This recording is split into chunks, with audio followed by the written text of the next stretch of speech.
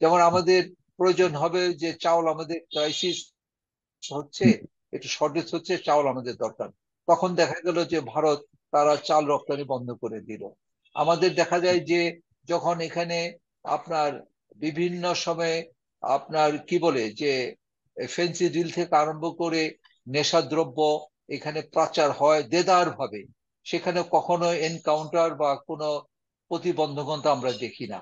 কিন্তু একমাত্র দেখি যখন গরু নিয়ে আসতে চাচ্ছে, গরু নিয়ে বাংলাদেশে এখানে প্রচন্ড ডিমান্ড আছে, তখনই তাদেরকে গুলি করা হয়, তাদেরকে মারা হয় না। যে প্রস্তাবনা এবং তারা যেভাবে এখানে ফিনান্স করে, সুন্দর প্ল্যানিং করে, যে তিস্তা দিয়ে একটা ওই বেলটাকে যেভাবে ডেভেলপ করতে চাচ্ছে, এবং এটা যদি সত্যি করতে পারতো তাহলে বাংলাদেশের অর্থনীতি এবং বাংলাদেশ মাথা উঁচু করে দাঁড়ানোর শক্তি বেশি পেত।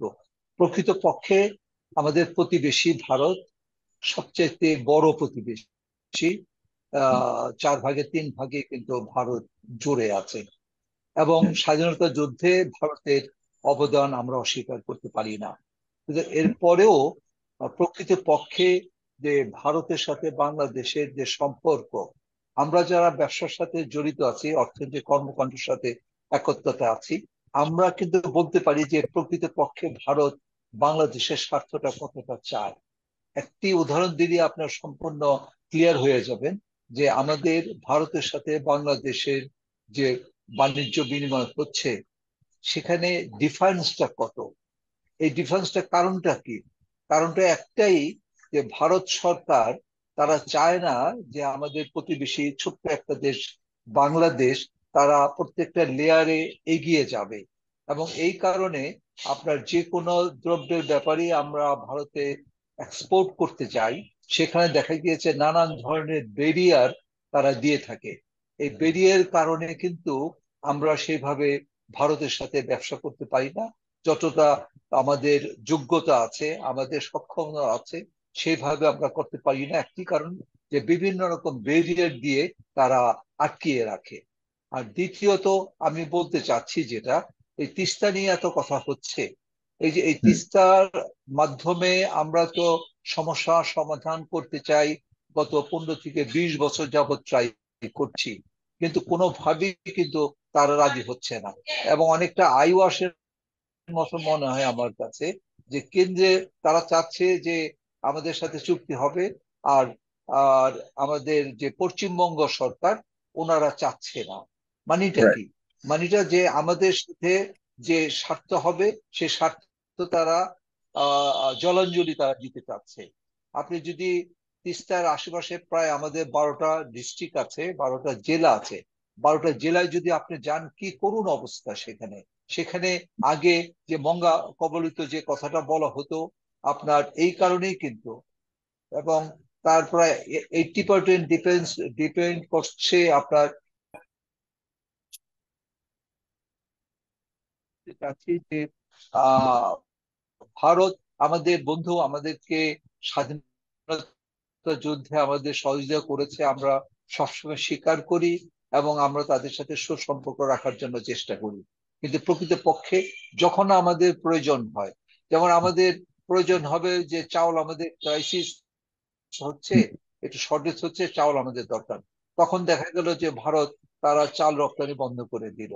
আমাদের দেখা যায় যে যখন এখানে আপনার বিভিন্ন সময়ে আপনার কি বলে যে ফেন্সি ডিল থেকে আরম্ভ করে নেশাদ্রব্য এখানে পাচার হয় দেদার ভাবে, সেখানে কখনো এনকাউন্টার বা কোনো প্রতিবন্ধকতা আমরা দেখি না।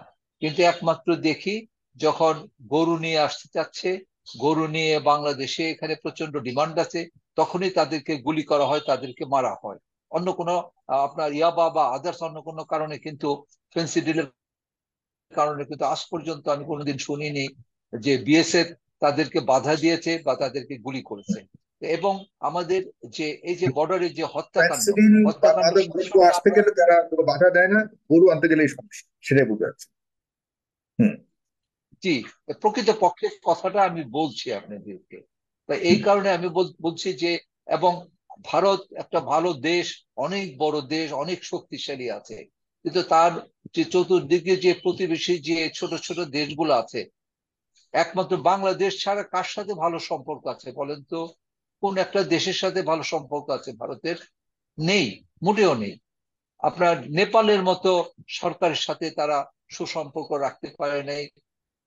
নেপালের যে জাতীয় স্বার্থ, স্বার্থ তারা ধরে রাখতে যখনই গিয়েছে তখনই ভারত বাধা দিয়েছে।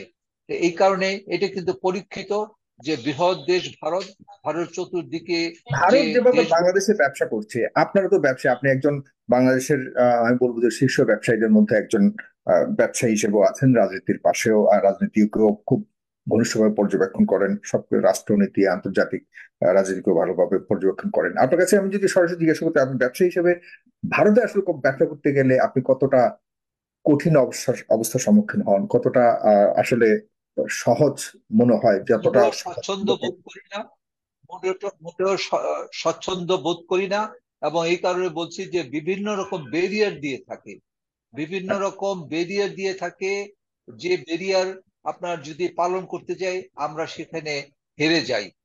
আপনি ধরেন যে খাদ্যদ্রব্য, কোনো খাদ্যদ্রব্য আমরা ভারতে এক্সপোর্ট করব, কারণ বিশেষ করে পশ্চিমবঙ্গ সরকার আমাদের অনেক খাবার বা অনেক খাদ্য তারা খুব পছন্দ করে। সেখানে আপনার বিএসটিআই এবং আরো অন্যান্য যে সংস্থা আছে তাদের মাধ্যমে যে ক্লিয়ারেন্স ছাড়া সেখানে খাবার যাবে না, যেহেতু পেরিশেবল আইটেম। সেখানে যদি এই আপনার যে টেস্টিং এর মাধ্যমে সেখানে হুম। যদি প্রবেশ করা হয় তাহলে ইট উইল টেক টাইম, এবং এই সময়ের মধ্যে হয়তো পেরিশেবল যেহেতু আইটেম তা নষ্ট হয়ে যাবে। বাধ্য হয়ে আমরা অনেক সময় এটা বন্ধ করে দিই। তো এই ধরনের অনেক উদ্দেশ্য রকম হলো বাধা ইচ্ছাকৃত আছে। কঠিন এই যে কঠিন আমাদের করে দেওয়ার ইচ্ছাই হলো যে মানে ওখানে যেন অবাধে ব্যবসা করতে না পারে বাংলাদেশি কোনো প্রোডাক্ট বা অন্য কোনো। অবশ্যই, অবশ্যই, সেক্ষেত্রে অবশ্যই বাংলাদেশ এটা তো বাংলাদেশে আপনার কিভাবে আমাদের না বললেই হয়। এই যে এক্ষেত্রে মানে বাংলাদেশে কতটা অবাধ হবে তাদেরকে বা ভারতীয়দেরকে, ভারতীয় প্রোডাক্টকে কতটা সহজ করে দেওয়া হয়েছে? একই ব্যারিয়ার কি আছে বাংলাদেশে রাখা আছে, নাকি আসলে এখানে স্পেশাল কোনো আহ, অগ্রাধিকার দেওয়া হয় বাংলাদেশের পক্ষ থেকে? এখানে কোনো ব্যারিয়ার নেই। বাংলাদেশের যে কোনো প্রোডাক্ট আমাদের এখানে আসতে পারে। ইভেন আপনার স্মাগলিংও খুব ইজি ভাবে হয়। শুধু যে আপনার বৈধ ওয়েতে এখানে আসছে ইজি ভাবে তা নয়, আপনার কি বলে যে চোরাচালের মাধ্যমে আপনার যে কোনো গুডস এখানে বাংলাদেশে পাবেন। এখানে সেরকম ব্যারিয়ার রাখে না, ইন্ডিয়ান গভর্নমেন্ট তো সেরকম বাধা দেয়ই না। আর বাংলাদেশ কি করে আমি জানি না। আমাদের এখানে শ্রদ্ধেয় মানে ভাই আছেন যিনি যে বর্ডার গার্ডের সাথে বাংলাদেশি যে উনি কোনো উনি যে কোনো কন্ট্রোল প্রোডাক্ট করতেন। বাংলাদেশে অবাধভাবে ঢুকতে উনি পারে, আরো বিতরণ ভালো করতে পারে। বলতে আপনার পারবেন। কাছে যারা খন্দকার রহমান, আপনার কাছে আমি আর দুটা প্রশ্ন করবো, খুব ছোট ছোট করে প্রশ্নগুলি আপনার কাছ থেকে নিচ্ছি, কারণ আহ, আরো অন্যান্য বিষয়েও কথা বলবেন পরবর্তীতে। বাংলাদেশের রাজনীতিতে ভারতের হস্তক্ষেপ কতটা আছে বলে মনে করেন? বিশেষ করে এই এই সাম্প্রতিক কালে যে নির্বাচনটা হয়ে গেল, আর বিশেষ করে এখন যে নতুন করে রাজনীতি শুরু হয়েছে ভারতকে নিয়ে, ভারতের তিস্তার নতুন করে তারা প্রস্তাবনা নিয়ে আসছে যে তিস্তায় তারা আহ, অর্থায়ন করবে, এবং বিএনপির শীর্ষ নেতারা বলেছে যে আমাদের বাংলাদেশের সরকার বা আওয়ামী লীগ ভারতকে খুশি করার জন্য রাজনীতি করে। এই কয়েকটা বিষয়ে আপনার ছোট্ট মতামত এ পর্যায়ে। তিস্তার ব্যাপারে আমি স্পষ্ট যেটা বলতে চাই, অ্যাকচুয়ালি চায়না যে প্রস্তাবনা এবং তারা যেভাবে এখানে ফিনান্স করে সুন্দর প্ল্যানিং করে যে তিস্তা দিয়ে একটা ওই বেলটাকে যেভাবে ডেভেলপ করতে চাচ্ছে, এবং এটা যদি সত্যি করতে পারতো তাহলে বাংলাদেশের অর্থনীতি এবং বাংলাদেশ মাথা উঁচু করে দাঁড়ানোর শক্তি বেশি পেত, যেটা বর্তমানে এটা হচ্ছে না। কথা হলো যে এই প্রস্তাবনা ভারত তো চায়নার আগেও দিতে পারতো, কই তখন তো দেয়নি। আর এখন যেহেতু চায়নার সাথে একটা ভালো সুসম্পর্ক আছে, মেগা প্রজেক্ট গুলো চায়না করছে এবং পরীক্ষিত প্রত্যেকটা প্রজেক্ট তারা ভালো করছে, বিধায় আমি মনে করি তিস্তার ব্যাপারটা টোটালি চায়নার উপরে ছেড়ে দিয়ে যদি এই দায়িত্বটা পালন করা যেত, তো বাংলাদেশের অর্থনীতি বলেন এবং ওই যে অঞ্চলটা সবচেয়ে বেশি অবহেলিত আছে বাংলাদেশে সেই অঞ্চলটাও জি। সুন্দরভাবে হতে হুম। পারতাম। আমি এই কারণে আমি বলতে চাচ্ছি, যেহেতু চায়না আমাদেরকে প্রথম দিয়েছে, প্ল্যানিং করেছে, অলমোস্ট তারা অনেক প্ল্যানিং এর দিক দিয়ে তারা ইনভেস্ট করে ফেলছে, সুতরাং তাদেরকে যদি দেওয়া যেতে পারে তাহলে আমি মনে করি বাংলাদেশের প্রেক্ষাপট অবশ্যই ভালো হওয়ার কথা। আমি স্পষ্ট এটা বলতে চাচ্ছি। আর যে কথাটা এর আগেও আমার বিচক্ষণ ভাই বললেন, যিনি, যে হয়তো এটা ভন্ডুল করার জন্য নতুন একটা প্রস্তাবনা করা আসছে বাংলাদেশ তরফ থেকে। তাই হুম আমি মনে করি যে অবশ্যই চায়না যেটা করতে চাচ্ছে সেটাকে হুম আমাদের সহযোগিতা করা দরকার। আর আমার কাছে কেন যেন মনে হয় যে ভারত এটা খুব স্ট্রংলি ধরেছে। এই কারণে আমাদের দুই একজন যিনি মন্ত্রিত্ব ছিলেন তাদের মন্ত্রিত্ব হারানো গিয়েছে। কি কারণে হারানো গিয়েছে জানি না, বাট আমার মনে হয় এই তিস্তা হুম জাতীয় কোন কর্মকাণ্ডের জন্য তার মন্ত্রিত্ব হারানো হয়েছে। তাই সুতরাং আমরা খেয়াল করা দরকার, এখানে বাংলাদেশ সরকার তার উচিত হবে আমাদের নিজস্ব স্বকীয়তা বজায় রেখে আমরা যেন মাথা উঁচু করে দাঁড়াতে পারি, আমরা যেন পর নির্ভরশীল না হই, আমরা আমাদের নিজেদের স্বার্থ আমরা যেন অক্ষুণ্ণ রাখতে রাখতে পারি। কেননা আমরা প্রতিটা ক্ষেত্রে কিন্তু বিভিন্ন লেয়ারে কিন্তু আমরা ভারতের চাইতে বাংলাদেশ এগিয়ে আছে। তাদের অমৃত সেন থেকে আরম্ভ করে ওখানকার সাধারণ জনগণ বলছে যে বাংলাদেশ কিন্তু বিভিন্ন প্রেক্ষাপটে বেশ ভারতের চাইতে এগিয়ে আছে।